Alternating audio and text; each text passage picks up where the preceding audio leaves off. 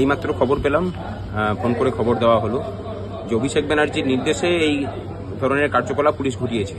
না হলে আমাদের শান্তিপূর্ণ মিছিল ছিল, সেই মিছিল ডরিনা ক্রসিংয়ে আসার পরেই ওইভাবে বিনা প্ররোচনায় গ্রেপ্তার করা এবং আমি পাশে দাঁড়িয়েছিলাম, সেখান থেকে আমাকে তুলে নিয়ে আসা, এটা প্রমাণ করে যে সরকার ভয় পেয়ে এসব করছে এবং এসব সমস্ত কিছু অভিষেক ব্যানার্জির নির্দেশে হচ্ছে। আপনাকে জানিয়ে রাখি যে লড়াইটা আপনার বিরুদ্ধে চলবে, আমরাও দেখতে চাই আপনি কতদূর দৌড়াতে পারেন।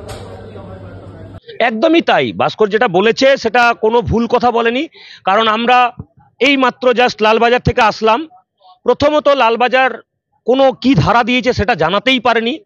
একজন অফিসারের মুখ থেকে আমরা যেটা শুনেছি তাতে উনি পরিষ্কার বলেছেন আমাদের হাতে এই কেসটা নেই, পুরো কেসটা উপরমহল দেখছে এবং উপরমহল থেকে যা নির্দেশ আসবে সেই মতোই আমরা কাজ করব, সেই মতোই ধারা দেওয়া হবে।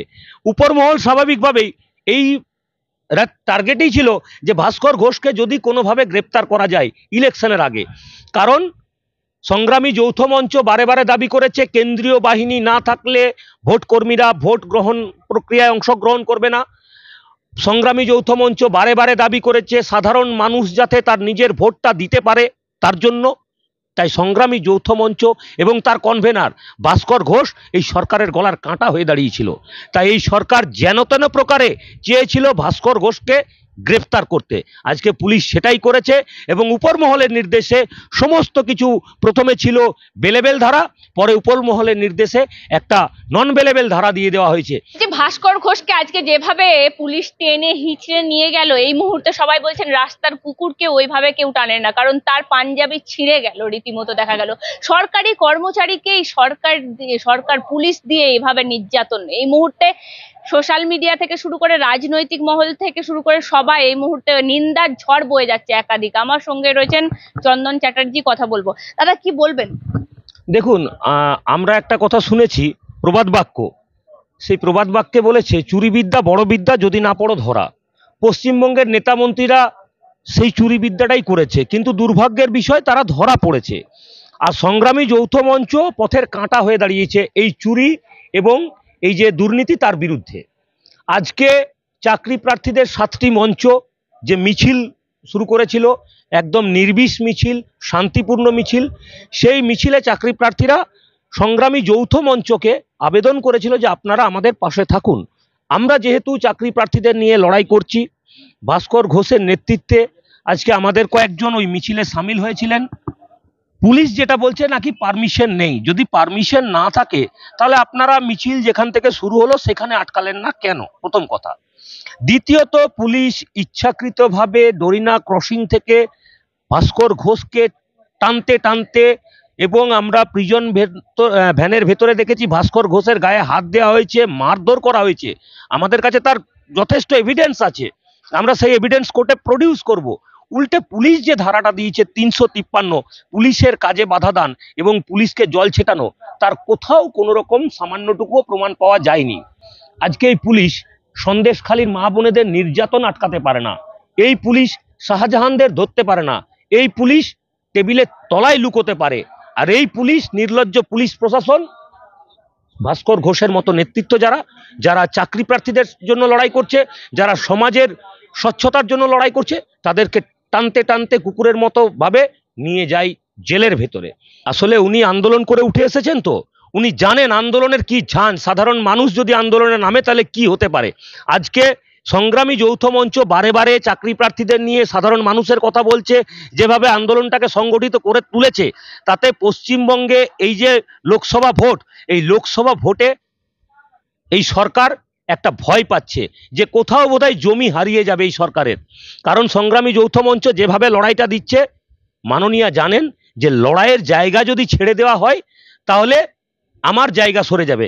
তাই লড়াই যেখান থেকে শুরু হবে একে অঙ্কুরে বিনষ্ট করতে হবে লড়াইকে। হ্যাঁ, এই রাজ্যে এখন আইন অনুযায়ী নির্বাচন কমিশনের অধীনে পুলিশ আছে।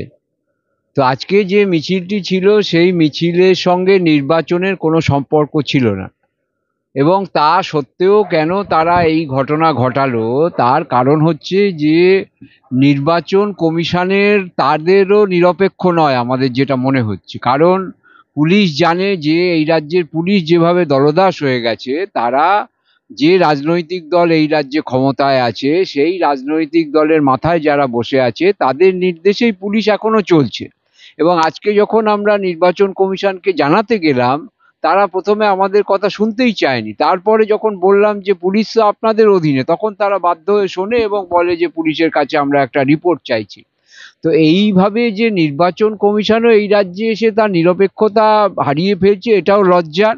আর পুলিশের এই অত্যাচারের তো কোনো ভাষা নেই। যে যারা আন্দোলন করছে, যাদের চাকরিগুলো চুরি করেছে এই সরকার, যে রাজনৈতিক দল ক্ষমতায় আছে আজকে, সেই সব যারা ছিল, যারা চুরি করেছে, যেমন মানিক ভট্টাচার্য, পার্থ চ্যাটার্জি, তাদের ওই মিছিলে কিন্তু তাদের কুশপুত্তলিকা দাহ করা হয়েছে। সেই সময় পুলিশ কোনো অ্যাকশন নেয়নি।